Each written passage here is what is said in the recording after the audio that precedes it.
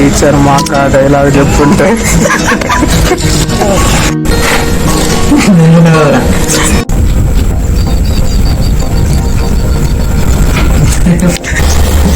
ఊరికే ఫ్యూచర్ ఊరికే ఎందుకు రాగలుస్తాం. అరే నువ్వు అరే మళ్ళీ అరే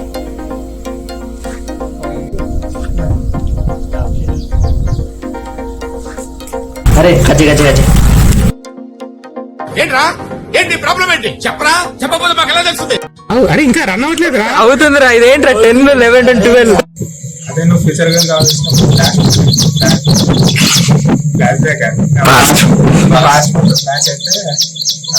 నువ్వు వచ్చిన డాన్స్ పెట్టావు.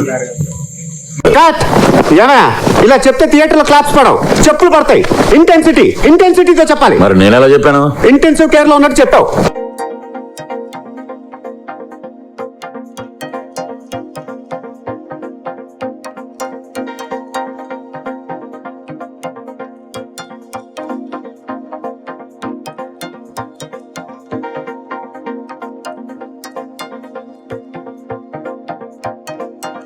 ఏం జరుగుతుందిరా ఇక్కడ?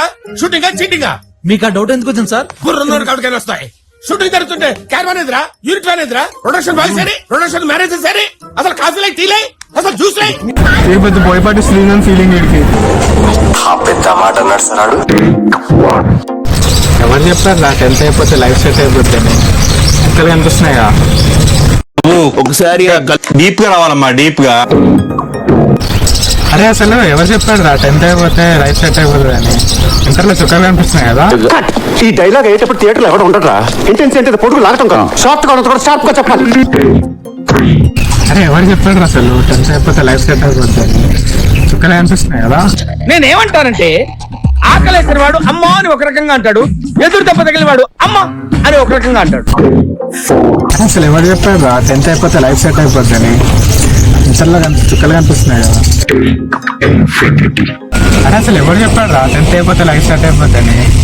ఇంటర్లో చుక్కలు కనిపిస్తున్నాయి కదా.